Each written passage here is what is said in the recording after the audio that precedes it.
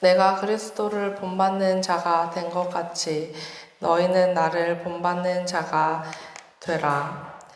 너희가 모든 일에 나를 기억하고 또 내가 너희에게 전하여 준 대로 그 전통을 너희가 지킴으로 너희를 칭찬하노라. 그러나 나는 너희가 알기를 원하노니 각 남자의 머리는 그리스도요 여자의 머리는 남자요 그리스도의 머리는 하나님이시라. 무릇 남자로서 머리에 무엇을 쓰고 기도나 애언을 하는 자는 그 머리를 욕되게 하는 것이요 무릇 여자로서 머리에 쓴 것을 벗고 기도나 애언을 하는 자는 그 머리를 욕되게 하는 것이니 이는 머리를 민 것과 다름이 없음이라. 만일 여자가 머리를 가리지 않거든 깎을 것이요 만일 깎거나 미는 것이 여자에게 부끄러움이 되거든 가릴지니라. 남자는 하나님의 형상과 영광이니 그 머리를 마땅히 가리지 않거니와 여자는 남자의 영광이니라. 남자가 여자에게서 난 것이 아니요 여자가 남자에게서 났으니 또 남자가 여자를 위하여 지음을 받지 아니하고 여자가 남자를 위하여 지음을 받은 것이니 그러므로 여자는 천사들로 말미암아 권세 아래에 있는 표를 그 머리에 둘지니라. 그러나 주 안에는 남자 없이 여자만 있지 않고 여자 없이 남자만 있지 아니하니라. 이는 여자가 남자에게서 난 것 같이 남자도 여자로 말미암아 났음이라. 그리고 모든 것은 하나님에게서 났느니라. 너희는 스스로 판단하라. 여자가 머리를 가리지 않고 하나님께 기도하는 것이 마땅하냐. 만일 남자에게 긴 머리가 있으면 자기에게 부끄러움이 되는 것을 본성이 너희에게 가르치지 아니하느냐. 만일 여자가 긴 머리가 있으면 자기에게 영광이 되나니 긴 머리를 가리는 것을 대신하여 주셨기 때문이니라. 논쟁하려는 생각을 가진 자가 있을지라도 우리에게나 하나님의 모든 교회에게 이런 관례가 없느니라. 아멘. 오늘 그 말씀은 우리가 사는 지금 교회에서는 좀 낯선 그런 문제입니다. 오늘 다루는 그 문제는 예배 시간에 여성이 그 머리에 이렇게 머리에 수건을 쓰는 그런 문제, 즉 머리포를 쓰는 문제에 대해서 다루고 있습니다. 당시 헬라 사회에서는 여자들이 그 외출할 때 머리에 수건을 썼다고 합니다. 네. 이것은 나는 그 머리가 아닙니다. 또 내 위에 누군가 그 남자가 있습니다라는 그런 표현이라고 합니다. 그리하여서 그 당시 여자들은 기독교 모임, 공적인 모임에서도 수건을 쓰고 다녔습니다. 그 당시 헬라 사회에서 그 머리에 그 수건을 쓰지 않는다는 것은 그 창녀나 또 동성애자, 그 동성애자들 중에서도 그 머리 역할을 하는 여자 동성애자들이 그 머리에 수건을 쓰지 않았다고 합니다. 이러한 사회적 풍습 가운데 성령님께서는 남자뿐만 아니라 여자에게서도 임하셔서 그 당시 여자가 기도하면 또 병이 낫고 또 기도하면 그게 은혜가 되는 그런 역사들이 지금처럼 그 당시에도 일어났습니다. 그러자 이제 여자가 왜 수건을 써야 되냐 이런 의견들이 나왔습니다. 그러한 논쟁 가운데서 사도 바울은 지금의 본문을 이렇게 써내려가고 있습니다. 3절을 읽어보시겠습니다. 그러나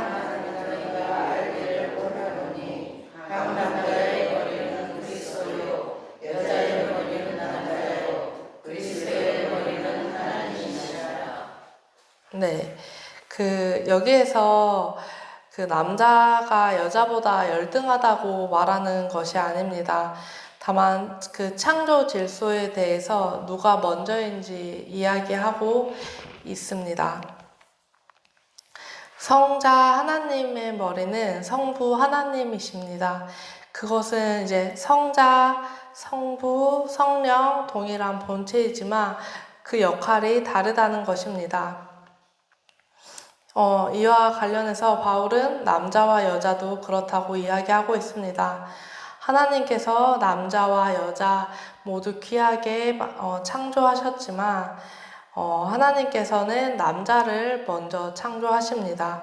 그리고 남자가 독초하는 것이 좋지 않다고 말씀하시고 그 다음에 여자를 만드십니다. 그래서 그 가정에서 그 머리는 남자라는 것입니다. 그래서 가정의 질서 차원에서 바울은 이야기하고 있습니다. 4절을 읽어보시겠습니다. 무릇 남자로서 머리에 무엇을 쓰고 기도하는 자는 그 머리를 욕되게 하는 것이요. 네, 당시 사회적인 그런 배경에서 본다면 남자가 수건을 쓰고 다닌다는 것은 하나님께서 분명히 남자로 창조하였는데 남자로 살기를 거부한다는 그런 뜻이었습니다. 이것은 불신자들이 그 교회를 볼 때 남자들이 수건을 쓰지 않는다며 동성애자 집단이나 또 노예로 이루어진 단체로 그렇게 오해받을 수 있는 그런 배경이 있습니다. 여기에 첫 번째 구절에서 나오는 머리는 그 남자이고 두 번째로 나오는 머리는 그리스도를 나타냅니다. 이렇게 오해를 받는 일이 생긴다면 또 이것은 또 예수님에게 또 그렇게 남자를 만드신 예수님을 욕되게 하는 행동이었습니다. 또 5절을 읽어보시겠습니다.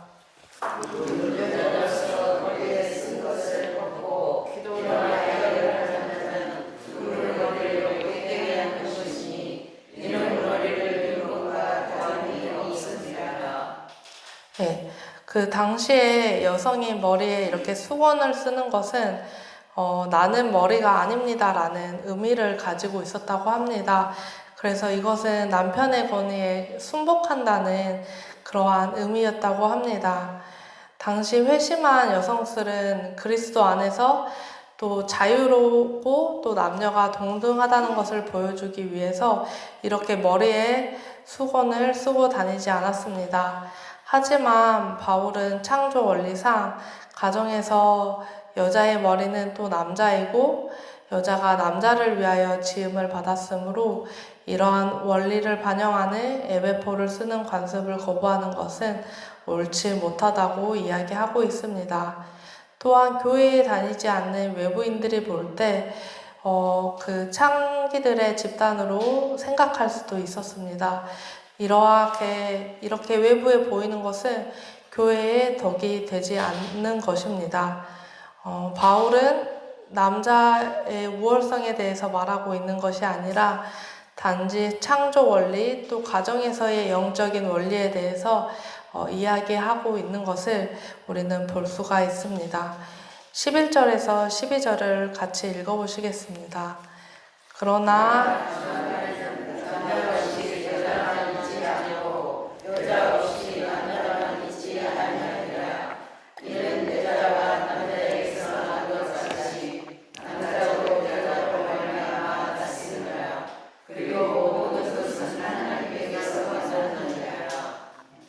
네, 그렇습니다. 남자가 먼저 지어지긴 했지만 또 남자는 어머니가 아니면 이 세상에 나올 수가 없습니다.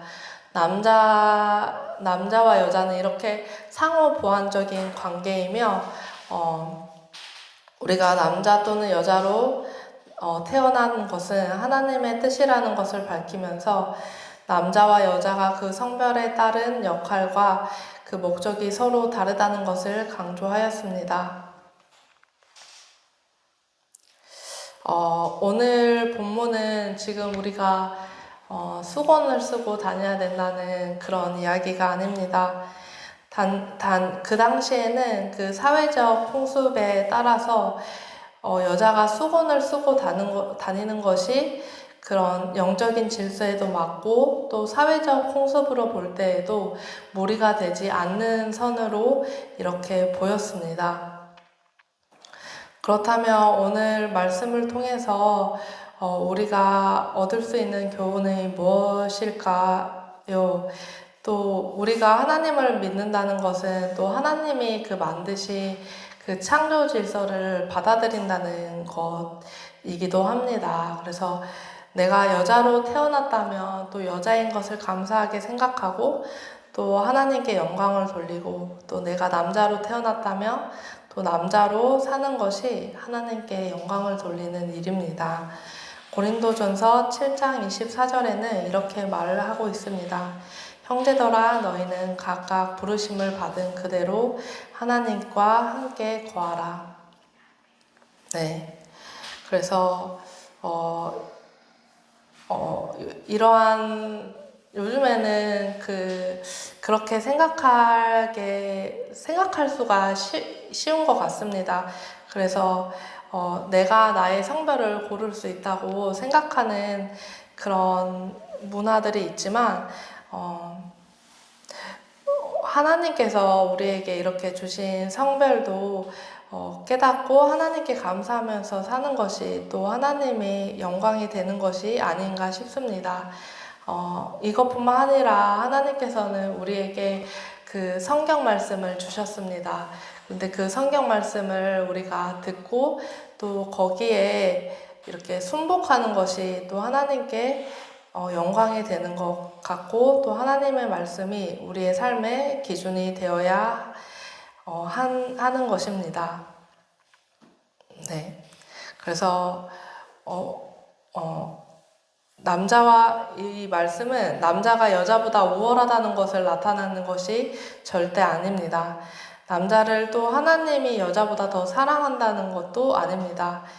우리는 예수님께서 십자가에 못 박혀 돌아가신 이유가 여자만을 위한 것도 아니고 또 남자만을 위한 것도 아니고 우리의 모두를 위한 십자가임을 기억하며 우리의 삶의 기준이 하나님의 말씀의 기준이 되어 살아가는 귀한 광림교회 성도님들 되셨으면 좋겠습니다.